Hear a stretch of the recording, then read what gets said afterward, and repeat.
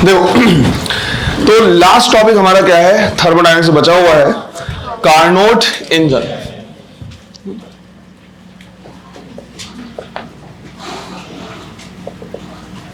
Carnot engine सही तरीके से इसको समझना है। अब फिलहाल नोट नहीं करना है, पहले पूरा समझ लो, उसके बाद लिख लेना है। ज्यादा टॉपिक ज्यादा देर का नहीं है, हार्डली 45 मिनट्स का टॉपिक होगा। कंप्लीट करके इसको वो कर सकते हैं, फ्री कर सकते हैं। अब ये जो इंजन है, ये एक हाइपोथेटिकल इंजन है। हाइपोथेटिकल इंजन कहने का मतलब है एक्चुअल में हम इसको कभी भी बना नहीं पाएंगे। ये सिर्फ एक पेपर में डिजाइन्ड इंजन है। कार्नोट ने क्या किया, सीधा सीधा ये एक डिजाइन किया कि अगर हम इंजन, क्योंकि हमने सेकंड लॉ ऑफ थर्मोडायनेमिक्स पढ़ा है और उसमें ये बताया गया कि कुछ भी कर ले 100% एफिशिएंसी अचीव नहीं की जा सकती। फॉर सिंपल रीजन कि हम कितनी भी कोशिश कर ले, कुछ ना कुछ हीट तो क्या होगा, लॉस होगा। हम उसको कंजर्व नहीं कर पाएंगे, पूरा का पूरा रख नहीं पाएंगे और 100% एफिशिएंसी अचीव नहीं हो पाएगी। तो कार्नोट ने सोचा ठीक है, चलो 100% एफिशिएंसी अचीव नहीं हो पाएगी, पर अगर मैक्सिमम एफिशिएंसी अचीव हो पाती तो वो किस कंडीशन में हो पाती। तो उन्होंने क्या किया, सारे आइडियल सिनारियो को, आइडियल केसेस को लेते हुए क्या किया, इंजन डिजाइन किया जिनका नाम अपने नाम पे दिया और ये बोला कि ये जो इंजन रहेगा इसी की एफिशिएंसी मैक्सिमम रहेगी, इससे ज्यादा एफिशिएंसी और किसी दूसरे रियल इंजन की नहीं हो सकती। तो पहला सवाल आता है कि जब इस इंजन को हम एक्चुअली कभी डिजाइन कर ही नहीं सकते, ये हाइपोथेटिकल इंजन है, पेपर पे बना इंजन है, तो पढ़ क्यों रहे? क्या बोला इसने? हाँ, तो ये तो मैं पढ़ तो तुमने लिया है ना, मैं तो तुम लोगों को पहली बार पढ़ा रहा हूं, लेकिन 11th में तो ऑलरेडी तुमने पढ़ा हुआ है। ये सवाल तो तुम्हारे उसी टाइम पे आ जाने चाहिए हैं। ये बढ़िया है, पढ़ा ही नहीं हमने। तो मैं तो चलो ठीक है बताऊंगा, तुम मुझे आंसर दो कि क्यों पढ़ रहे हैं इसको। ये क्या सिलेबस में था तो पढ़ लिए, सिलेबस में तो पढ़ लिए। फर्जी आंसर, सरकारी। क्यों पढ़ रहे हैं? तो दूध पीना बंद कर पहले, इधर बता। हाँ, कार्नोट इंजन क्यों पढ़ रहे हैं जब ये एक्चुअल में कभी बना ही नहीं पाएंगे? तो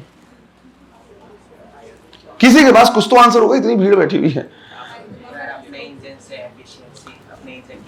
11th क्लास का बच्चा आंसर दे रहा है, अब तुम 13वीं में पहुंच गए हो। मॉडल बनाने के लिए जिसको देख के हम आगे काम कर सके, इंप्रूवमेंट। मुझे ये बताओ, लेट्स इमेजिन कि इस बार का नीट का कट ऑफ गया है छत्तीसगढ़ में 510। मान लो 510 गया, ऊपर नीचे थोड़ा मोड़ा है, वो अलग बात है कि उसको क्या मिला। मान लो 510 नंबर गया। पहली चीज तो खुश हो जाओ कि छत्तीसगढ़ में इतने कम कट ऑफ जाते हैं। 510 में तो कोई पूछेगा नहीं तुमको यूपी और बिहार में, है ना, इतने कम। तो मान लो 510 कट ऑफ जाते हैं। अब तुम जब यहां पे आओगे और प्रिपरेशन करना शुरू करोगे, और अगर मान लो तुमको ये नहीं पता कि कट ऑफ किस रेंज में जाते हैं, मिनिमम कितना मार्क्स मुझे चाहिए ताकि मैं कॉलेज पहुंच जाऊं, उसका कोई आइडिया नहीं, और तुम यहां पे मेहनत किए जा रहे हो, तो अब तुम ये कैसे पता लगाओगे कि मेरे जो मार्क्स आ रहे हैं वो मुझे कॉलेज दिला पाएगा कि नहीं दिला पाएगा? मैं अपने जो मार्क्स ला रहा हूं, क्या मुझे उसमें इंप्रूवमेंट चाहिए या जो मार्क्स आ रहे हैं उसमें कंसिस्टेंसी चाहिए? अगर तुमको ये नहीं पता कि भाई कट ऑफ कितना है, तो तुमको ये कभी पता नहीं चलेगा कि मैं कट ऑफ से दूर हूं या उसके पास हूं या उससे ऊपर हूं। मुझे अपने मार्क्स को कंसिस्टेंट रखना है या कुछ इंप्रूवमेंट चाहिए या बहुत ज्यादा इंप्रूवमेंट चाहिए, किस जगह पे कितने, पता चल पाएगा क्या? तो तुमको क्या चाहिए? एक टारगेट चाहिए। क्या वो टारगेट जो है, जो 510 नंबर का कट ऑफ अगर गया, क्या वो तुम्हारा है? नहीं है, लेकिन वो क्या बता रहा है कि एटलीस्ट इतने मार्क्स हमको क्या चाहिए। अब उसके हिसाब से तुम देखोगे कि यार अगर क्लास के टेस्ट में तुम्हारे 550 600 के करीब आ रहे हैं, तो क्योंकि क्लास टेस्ट तुम्हारा क्या हो रहा है, इंडिविजुअल टॉपिक का हो रहा है, तो 600 अगर आ रहे हैं तो हाँ 550 520 नंबर पूरे टॉपिक अगर एक साथ आ जाए तो हो सकते। काफी अलार्मिंग होना चाहिए फिलहाल ये तुम लोग के लिए, जो एग्जाम्पल मैं दे रहा हूं, है ना, जो एग्जाम्पल मैं दे रहा हूं अलार्मिंग होना चाहिए। एक्चुअली मैं बात कर रहा हूं कि अगर टॉपिक वाइज तुम 600 टच कर रहे हो, तब तो जब कंप्लीट सिलेबस आएगा तो तुम एक्सपेक्ट कर सकते हो कि मार्क्स थोड़े से डिप होंगे, और अगर डिप होंगे तो कट ऑफ के ऊपर रहेंगे। अगर तुम्हारा मार्क्स क्लास के टेस्ट में 510 आ रहा है, अभी 520 आ रहा है, 500 आ रहा है, तो तुमको ये समझ में आना चाहिए कि मुझे और इंप्रूवमेंट की जरूरत है, क्योंकि भले कट ऑफ के आसपास आ रहा है पर वो तो आ रहा है किसमें, इंडिविजुअल टॉपिक पे। और अगर 400 450 सब आ रहा है तो मुझे बहुत ज्यादा इंप्रूवमेंट की अभी जरूरत है। तो तुमको अपने मार्क्स कंसिस्टेंट रखने हैं कि इंप्रूवमेंट करने कितनी मेहनत करनी पड़ेगी, ये डिपेंड करेगा कि जब तुम्हारे सामने क्या हो, एक टारगेट हो। सेम इसी का काम करता है कारनोट इंजन। ये वो मैक्सिमम एफिशिएंसी क्या कर देता, बता देता है जो किसी पर्टिकुलर टेम्परेचर में अचीव किया जा सकता है, भले सच में ना हो पर ये एक टारगेट बता देता है। लेट्स से दो टेम्परेचर के बीच में टेम्परेचर डिफरेंस पे जो इंजन क्या बोलते हैं वो होता है, कार्नोट इंजन का जो एफिशिएंसी होता है सिर्फ और सिर्फ टेम्परेचर ऑफ इंजन और टेम्परेचर ऑफ सराउंडिंग पे ही वर्क करता है। तो उन दो टेम्परेचर के बीच में हमने कार्नोट इंजन क्या किया, डिजाइन किया और उसकी एफिशिएंसी निकाल ली। कार्नोट इंजन की एफिशिएंसी आई लेट्स से 65%, 100% तो नहीं हो सकता, फॉर एग्जांपल 65% आ गया। तो हमको ये समझ में आ गया कि हम जो भी इंजन इस टेम्परेचर के बीच बनाएंगे, कुछ भी कर ले 65% या उससे ऊपर नहीं जा सकता। अब हमने जो एक्चुअल में इंजन बनाया हुआ है उसकी एफिशिएंसी है 7%। हो सकता है 65%, हम कहां पे 7%, हमको समझ में आ जाएगा कि हमको यहां पे इंप्रूवमेंट की जरूरत है और बहुत ज्यादा इंप्रूवमेंट की जरूरत है।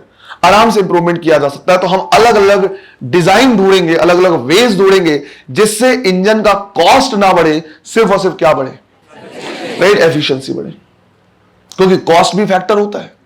ऐसा नहीं कि बहुत ज्यादा कॉस्ट बढ़ा दिया जाए थोड़ी मोड़ी एफिशिएंसी बढ़ाने के चक्कर में। एग्जांपल के तौर पे 10 लाख की तुम कार ले रहे हो, 15 का एवरेज दे रहा है, पर लीटर 15 किलोमीटर चल रहा है। अगर मैं तुमसे बोलूं कि 15 नहीं, मैं तुमको 30 के एवरेज वाली कार दिलवा दूंगा, पर वो तुमको 1 करोड़ पड़ेगा, क्या वर्थ है? तो 90 लाख खर्च करके 30 का एवरेज वाली कार अगर हम बना भी दिए तो क्या मतलब? हम बोलेंगे नहीं, हमारा 10 लाख का ही ठीक है, जो 90 लाख बचेंगे मुझसे तेल डलवाते रहेंगे जीवन भर तो भी नहीं खत्म होंगे, वर्थ नहीं है। पर अगर मैं तुमको बोलूं कि 10 लाख की कार है, उसका 15 का एवरेज दे रहा है, सेम उसी मॉडल की हम बात कर रहे हैं, सेम इंजन की, हम क्या कर रहे हैं 15 लाख की कार दे रहे हैं जो 20 या 25 का एवरेज दे रहा है, तो हम बोल सकते हैं हाँ वर्थ है। कॉस्ट वाले फैक्टर को भी देखना पड़ता है। अब हमने क्या किया, अगले बार फिर से डिजाइन किया। दूसरे टेम्परेचर पे हमने पहले कार्नोट इंजन की एफिशिएंसी निकाली। कार्नोट इंजन की एफिशिएंसी आ रही 57%। फिर हमने देखा कि हमने जो इंजन बनाया उसकी एफिशिएंसी कितनी है, वो है 40%। हम बोलेंगे यार 57% मैक्सिमम हो सकता है, हम ऑलरेडी कहां है 40% पे, 40% एफिशिएंसी, मतलब ज्यादा गैप नहीं है। फिर हम देखेंगे कि क्या थोड़ा मोड़ा एफिशिएंसी और बढ़ा सकते हैं बिना किसी एक्सपेंस के, या थोड़े मोड़े एक्सपेंस से।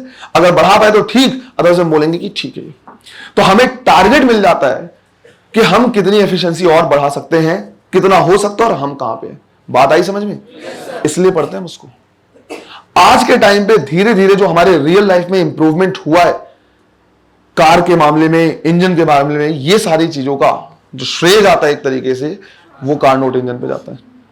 आज से 20 साल पहले, 25 साल पहले अगर हम कार देखें तो कार का जो क्या बोलते हैं पावर था वो कम था और माइलेज भी कम था। बहुत ज्यादा वो क्या करता था, एग्जॉस्ट वगैरह देखा है तो बहुत ज्यादा पॉल्यूशन भी बढ़ जाता था। धीरे धीरे धीरे धीरे जो कार है उनके एवरेजेस बढ़ते गए, माइलेज बढ़ते गए, जिसको तुम बोलते हो पहले 15 लीटर का दे रहा था, 15 किलोमीटर पर लीटर चल रहा था, आज 20-20, 22-22, 23-23 किलोमीटर चल रहे हैं। तो ये इंप्रूवमेंट ही है। या अगर एवरेज नहीं बढ़ा है तो पावर हमने उसमें बढ़ा दिया, हम ज्यादा पावरफुल गाड़ियां चला रहे हैं। तो ये बेसिकली क्या है, इंप्रूवमेंट, जो कहीं ना कहीं रिफाइनमेंट से आया है। और वो तब जब हमने क्या किया है, टारगेट सेट किया है। जस्ट बिकॉज सिलेबस में इसलिए नहीं पढ़ रहे हैं, जो भी चीजें पढ़ रहे हैं हो सकता है वो तुमको उस तरह से नहीं पढ़ाया गया है, हो सकता है तुमने कभी दिमाग नहीं सोचा, क्योंकि कुएं के मेढक की जैसी सोच हो गई है धीरे धीरे। पर कहीं ना कहीं उनका रोल है, कभी पता होता है कभी पता नहीं होता। क्लियर है ये? तो ये पहले हमने क्या कर लिया, क्लियर कर लिया कि जो हाइपोथेटिकल इंजन हम क्या कर रहे हैं, इग्नोर कर रहे हैं, या फिर हमें नहीं पता कि क्यों पढ़ रहे हैं, वो पढ़ क्यों रहे, ये समझ में। अब इसको डिजाइन कैसे किया गया, ध्यान रखना है, इसको जो डिजाइन किया गया है वो मैक्सिमम एफिशिएंसी के लिए डिजाइन किया गया है। उसके लिए हम आइडियल प्रोसेसेस वगैरह क्या कर सकते हैं, चूज कर सकते हैं। और आइडियल प्रोसेस हमारा रिवर्सिबल प्रोसेस। रिवर्सिबल प्रोसेस एक ऐसा प्रोसेस है जिसमें एनर्जी का लॉस क्या होगा, मिनिमम होगा। अब कुछ चीजें ध्यान रखनी है। ये कैसा है, एक इंजन है। अगर इंजन है तो पहले इंजन का वर्क इसको होना चाहिए। इंजन का वर्क क्या है, हीट लेना, वर्क करना। फिर सेकंड लॉ ऑफ थर्मोडायनेमिक्स को फॉलो कराना है, जो बोल रहा है कुछ भी कर लो कुछ एनर्जी लॉस करना है। तो 3 स्टेप हो गया, हीट लेना भी है, वर्क भी करना है, और सेकंड लॉ ऑफ थर्मोडायनेमिक्स को फॉलो कराने के लिए कुछ एनर्जी लॉस करना है, मिनिमम लॉस करना है। और सिंस ये इंजन है तो ये बार बार चलेगा, तो उसके बाद हमें इनिशियल पॉइंट पे भी लाना है ताकि फिर से ये क्या कर सके, वर्क कर सके। तो 4 स्टेप हो जाएगा। 3 स्टेप इंजन के और 1 स्टेप इसको साइक्लिक बनाने के लिए। 3 स्टेप इंजन में पहला स्टेप हो गया हीट लेना, दूसरा स्टेप हो गया वर्क करना, तीसरा स्टेप हीट लॉस कराना और चौथा स्टेप इंजन के बाद इनिशियल पॉइंट। तो इसमें जो 4 स्टेप्स हैं, जब उसको हम क्या करते हैं, ड्रॉ करते हैं, तो वो ड्रॉ करते हैं इस तरह से। एक तरफ हमने लिया है प्रेशर, एक तरफ हमने लिया है वॉल्यूम, राइट। आइसोथर्मली हम हीट लेते हैं और आइसोथर्मली हम हीट लॉस करते हैं, राइट। आइसोथर्मल हीट लिए, आइसोथर्मली हमने हीट लॉस किया। वर्क लेते समय जब हम वर्क लेंगे तो वो इंजन एक्सपैंड होगा, सॉरी उसका वॉल्यूम बढ़ेगा, तो वो एक्सपेंशन होता है कैसा, एडियाबैटिक। तो आइसोथर्मली हमने हीट लिया, एडियाबैटिकली हमने वर्क किया, आइसोथर्मली हमने हीट लॉस कराया और एडियाबैटिकली हम उसको ओरिजिनल स्टेट तक ले गए, राइट। ऐसे इसको अगर हम क्या करें, ड्रॉ करें, तो हम बोलेंगे ये पॉइंट ए है, ए से बी, बी से सी, सी से डी और डी से वापस ए। इसमें ए से बी है आइसोथर्मल एक्सपेंशन, राइट। जो ए से बी है ये हमारा है आइसोथर्मल एक्सपेंशन। ये वो प्रोसेस है जहां से हम हीट क्या करते हैं, लेते हैं। Q1 अमाउंट ऑफ हीट लेना है, इंजन ध्यान रखना है। फिर बी से सी है, राइट, ये है हमारा कैसा, एडियाबैटिक एक्सपेंशन। ये वो है जब इंजन से वर्क लेते हैं, work done by the system वाला, वो डबल अमाउंट ऑफ हीट लेते हैं। इंजन का ध्यान रखना है, वो रे डायग्राम। फिर सी से डी है, राइट, आइसोथर्मल कंप्रेशन। ये है आइसोथर्मल कंप्रेशन। ये वो पार्ट है जब हम सेकेंड लॉ ऑफ थर्मोडायनेमिक्स के लिए कुछ ना कुछ हीट क्या कराते हैं, लॉस कराते हैं। जो Q2 amount of heat loss कराया था वो ये इंजन का काम हो चुका है। फिर डी से ए हम इसको ओरिजिनल पॉइंट तक क्या करके ले जाते हैं, कैसे, एडियाबैटिकली। तो ये हो गया एडियाबैटिक कंप्रेशन। इसका काम होता है, राइट, इसका काम होता है सीधा सीधा वापस इनिशियल पॉइंट तक ले जाने का, इनिशियल पॉइंट तक ले जाने का। इसको अगर हम क्या करें, समझने की कोशिश करें, तो हम ऐसे ले सकते हैं कि सबसे पहले हम क्या करें, पहला स्टेप है यहां पे हमारे पास हॉट रिजर्वायर होना चाहिए, राइट। तो पहला हमारे पास है हॉट रिजर्वायर जो T1 टेंपरेचर पे है, जिससे हम हीट क्या करेंगे, लेंगे। ध्यान रखना है जब हीट लें तो यहां पे एनर्जी का लॉस कम से कम होना चाहिए।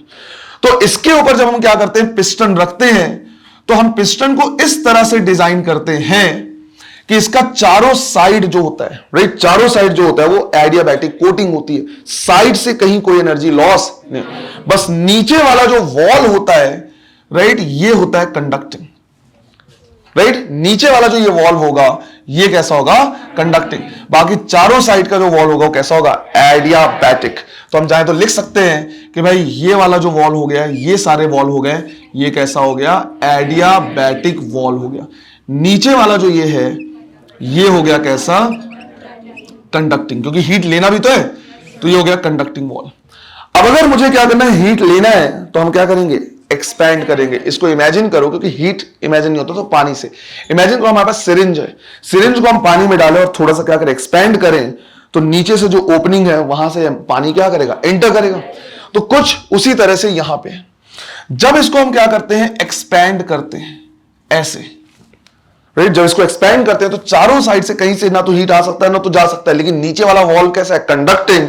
यहां से जब हम एक्सपैंड करते हैं तो इसमें Q1 अमाउंट ऑफ हीट क्या करता है, एंटर करता है और हम जाते हैं ए से बी तक। और हीट जब हम इसको लेते हैं तो कैसे लेते हैं, आइसोथर्मली। हम इस चीज का ध्यान रखते हैं कि टेंपरेचर में कोई चेंज नहीं आना चाहिए। मतलब यहां का भी टेंपरेचर T1 है और यहां का भी टेंपरेचर क्या है, T1, और इसमें हमने Q1 अमाउंट ऑफ हीट क्या किया, लिया है इस प्रोसेस से। ये जो ग्राफ में ए बी है वो ए से बी तक का आइसोथर्मल एक्सपेंशन है, राइट। ये आइसोथर्मल एक्सपेंशन है। तो ये हो गया हमारा पहला process, isothermal expansion, right. Isothermal, मैंने सिर्फ यहां पे आइसोथर्मल ही ध्यान रखना है इसका। अब हमने आइसोथर्मली क्या कर लिया, हीट ले लिया। सेकंड है इससे वर्क लेना। वर्क लेना मतलब ये खुद एक्सपैंड हो। बट जब ये एक्सपैंड होगा तो हमें इस बात का क्या करना है, ध्यान रखना है कि कुछ भी हो जाए बाकी तरफ से हीट लॉस नहीं होना चाहिए। तो इसके लिए सिंस नीचे वाला जो पार्ट है वो कैसा है, कंडक्टिंग है, हम इसको उठा के एक एडियाबैटिक स्लैब के ऊपर रख देते हैं। जब इसको एडियाबैटिक स्लैब के ऊपर रख देंगे तो नीचे का जो कंडक्टिंग था वो भी अब एडियाबैटिक की तरह क्या करेगा, बिहेव करेगा और कहीं कोई हीट लॉस नहीं होगा। तो इसको हम क्या करेंगे, उठाएंगे और उठा के इसके ऊपर रख देंगे, किसके ऊपर, एडियाबैटिक स्लैब के ऊपर। जब हम इसको क्या करेंगे, एडियाबैटिक स्लैब के ऊपर रखेंगे तो चारों साइड का वॉल्व इसका वैसे भी कैसे था, एडियाबैटिक, नीचे वाला पार्ट भी कैसा हो गया, एडियाबैटिक। अब बारी है इससे वर्क लेने की। अगर इससे वर्क लेना है तो इसको हमें फर्दर क्या करना पड़ेगा, एक्सपैंड करना पड़ेगा। इसको हम एक्सपैंड कर रहे हैं बी से सी तक। इस टाइम पे कहीं से कोई हीट ना तो आ सकता है ना तो जा सकता है। हीट का लॉस क्या है, मिनिमम। तो ये सेकेंड पार्ट हमारे पास हो जाता है एडियाबैटिक एक्सपेंशन। ये हमारे पास सेकेंड पार्ट हो गया, एडियाबैटिक एक्सपेंशन। ये बी से सी तक गए। ये वो पार्ट है जहां से हमने डब्ल्यू अमाउंट ऑफ वर्क लिया है। अब हमें बताया कुछ ना कुछ अमाउंट ऑफ हीट क्या करना पड़ेगा, लॉस भी करना पड़ेगा, बहुत सारा नहीं, थोड़ा, सेकेंड लॉ ऑफ थर्मोडायनामिक्स को फॉलो कराने के लिए। तो थर्ड स्टेप हो जाता है कि इसको फिर से हम क्या करते हैं, रखते हैं सिंक के ऊपर, और सिंक का टेंपरेचर है क्या, T2। और इससे हम क्या करेंगे, कुछ ना कुछ अमाउंट ऑफ हीट लॉस कराएंगे, कुछ ना कुछ अमाउंट ऑफ हीट हमें देना है, बहुत ज्यादा नहीं, कुछ। तो ये ऑलरेडी हम कहां पे थे, सी पे थे। थोड़ा सा इसको क्या करते हैं, कंप्रेस करते हैं, कहां तक, डी तक। जब इसको कंप्रेस करेंगे, और कंप्रेस कैसे, आइसोथर्मली करेंगे, तो ये क्या करेगा, Q2 अमाउंट ऑफ हीट क्या कर देगा, सिंक को दे देगा। तो जा रहे हम सी से डी तक, राइट। ये सिंस एडियाबैटिक क्या था, एक्सपेंशन था, यहां पे टेंपरेचर चेंज हो जाएगा कितना, T2। फिर यहां से हमने कंप्रेस किया, जब कंप्रेस किया तो Q2 अमाउंट ऑफ हीट क्या कर दिया, रिलीज कर दिया। यहां का टेंपरेचर भी T2 रहेगा, सिंस ये कैसा है, आइसोथर्मल कंप्रेशन। तो ये हो गया हमारे पास तीसरा पार्ट, राइट, आइसोथर्मल कंप्रेशन। ये हमारे पास हो गया आइसोथर्मल कंप्रेशन वाला पार्ट, सी से डी वाला पार्ट। हमारे इंजन का काम एक्चुअली हो चुका है, हीट लिया, वर्क किया, हीट लॉस करा दिया। लेकिन एक इंजन को क्या करना है, बार बार चलाना है, तो हमें इसे ओरिजिनल पॉइंट तक लेके जाना पड़ेगा। और जब ओरिजिनल पॉइंट तक लेके जाएंगे तो हम बोलेंगे और फर्दर हीट लॉस नहीं होना चाहिए, और ओरिजिनल पॉइंट तक ले जाने के लिए थोड़ा और कंप्रेस करेंगे। यहां पे ज्यादा कंप्रेस नहीं किया, ज्यादा कंप्रेस करेंगे तो ज्यादा हीट लॉस होगा, ज्यादा हीट लॉस होगा तो एफिशिएंसी कम हो जाएगी, कुछ ही हीट लॉस कराया। फर्दर और हमें क्या करना है, कंप्रेस करना है। तो कंप्रेस करते समय हीट का लॉस ना हो, इसलिए इसको हम फिर से उठाएंगे और रखेंगे किसके ऊपर, एडियाबैटिक स्लैब के ऊपर। फिर से उसको हमने उठाया और रख दिया कहां, adiabatic slab, right, adiabatic slab में। और एडियाबैटिक स्लैब में ये ऑलरेडी हम कहां पे थे, सी थे।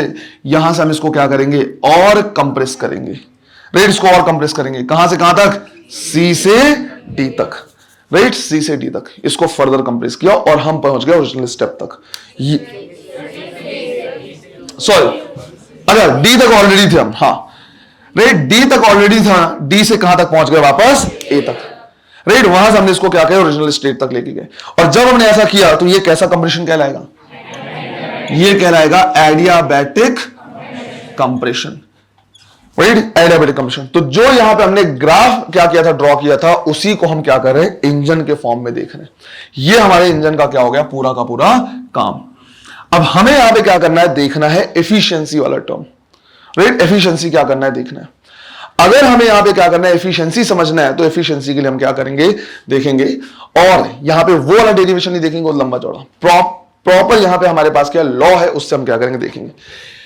यहां पे हमारे पास है Clausius inequality equation, Clausius inequality equation.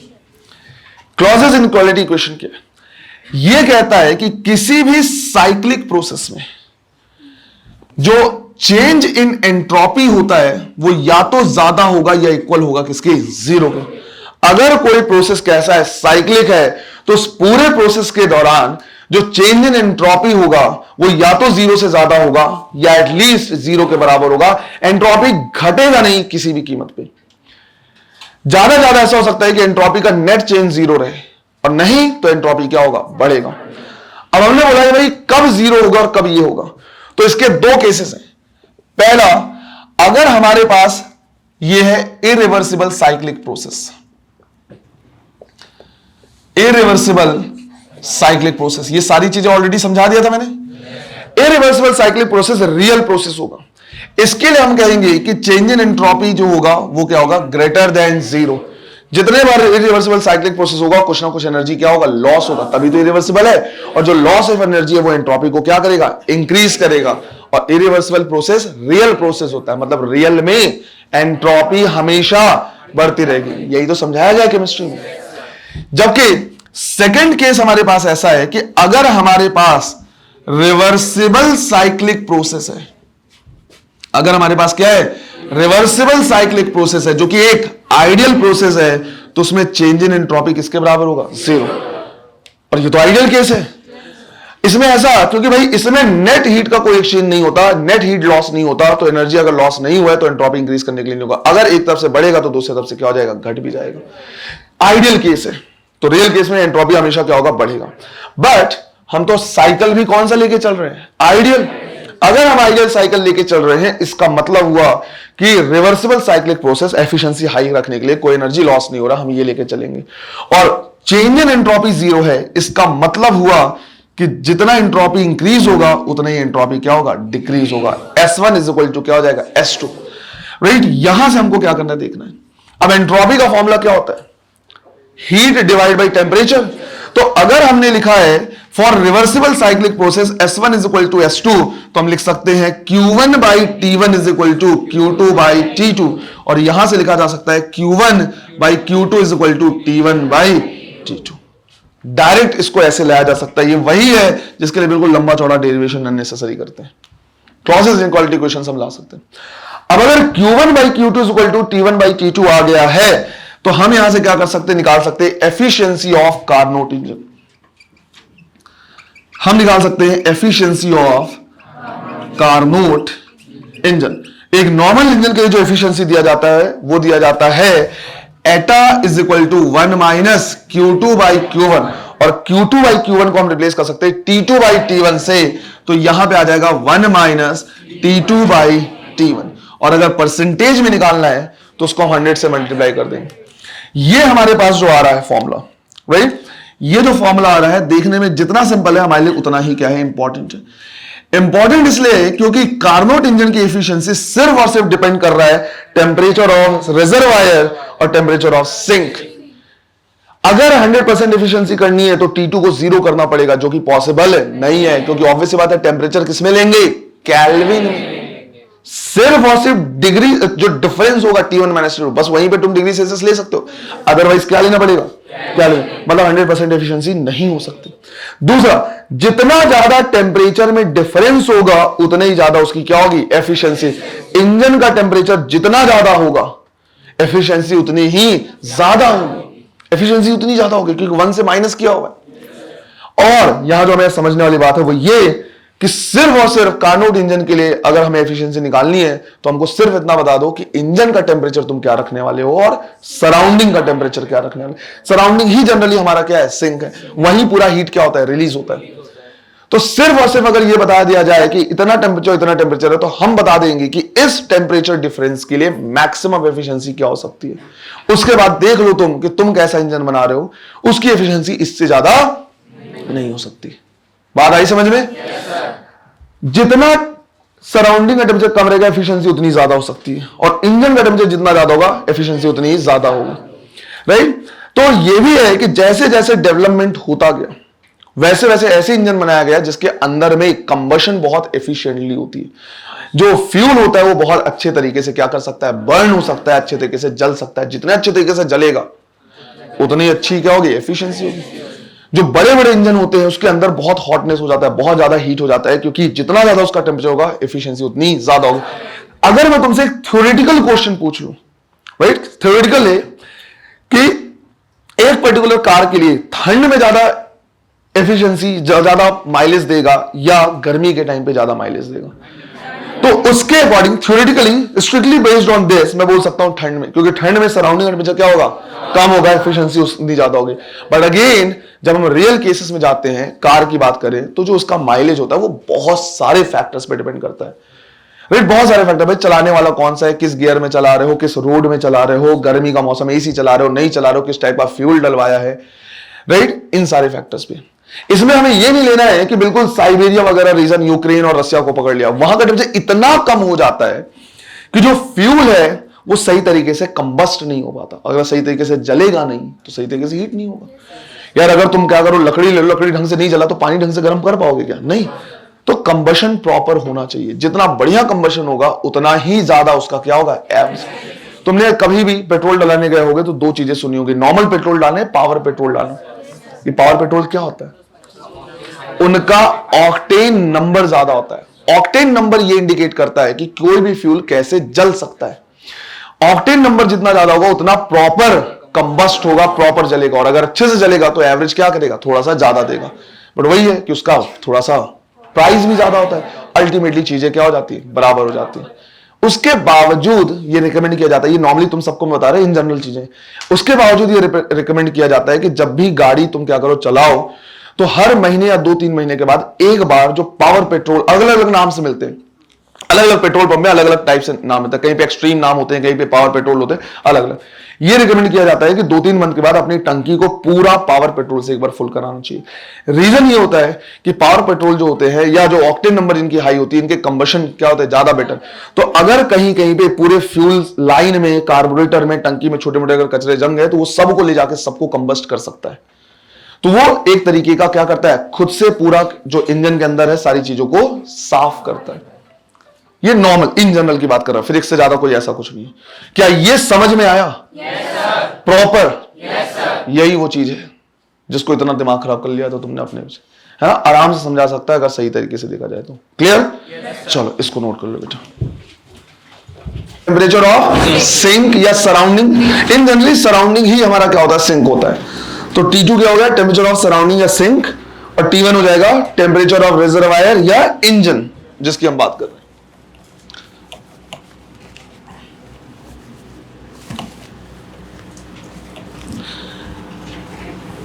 देखो अब जो इन्होंने क्या किया है, इंजन डिजाइन किया, उसके बाद इन्होंने उसी के बेसिस पे थ्योरम दिया, कार्नोट थ्योरम। राइट, 2 पॉइंट हमको क्या करना है, कार्नोट थ्योरम में लिखना है। पहला पॉइंट लिखना है, राइट, कार्नोट थ्योरम में 2 पॉइंट लिखना है। पहला, no heat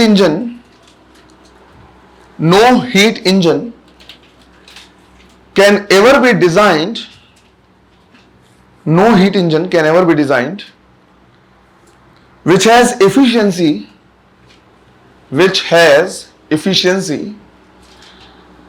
greater than Carnot engine. No heat engine can ever be designed which has efficiency greater than Carnot engine. और सेकेंड पॉइंट लिखना है, the efficiency of Carnot engine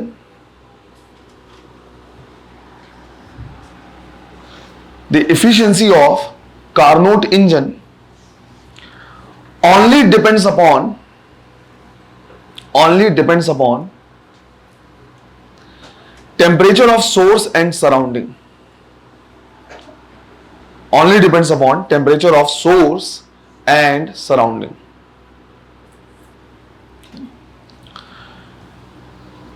तो Carnot engine की जो एफिशिएंसी है किसी और फैक्टर पे डिपेंड नहीं करेगा, सिर्फ और सिर्फ ये डिपेंड कर रहा है कि सोर्स का टेम्परेचर कितना है और सिंक सराउंडिंग का टेम्परेचर या सिंक का टेम्परेचर कितना है, बस इन फैक्टर्स पे। और इसी के बेसिस पे हम क्या कर सकते हैं, निकाल सकते हैं कि एफिशिएंसी कितनी होगी, और हम डिटरमाइन कर पाएंगे कि इस टेम्परेचर के लिए इससे ज्यादा एफिशिएंसी नहीं हो सकती। क्वेश्चन कैसा आता है, बिल्कुल सिंपल टाइप क्वेश्चन लिखना है। एक तो बता दिया कि एटा को अल्फा और अल्फा को एटा में कन्वर्जन है ना, एक बढ़िया क्वेश्चन वहां से पूछ सकता है। एक सिंपल टाइप का क्वेश्चन ऐसे आता है, क्वेश्चन लिखना है, a person has designed an engine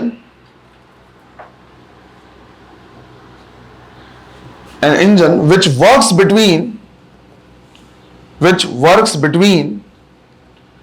27 degrees Celsius and 127 degrees Celsius. A person has designed an engine which works between 27 degrees Celsius and 127 degrees Celsius. Full stop. He claims that his engine has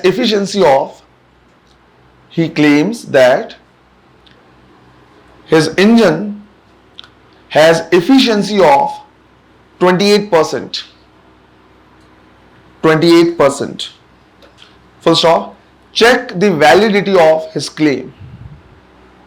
Check the validity of his claim.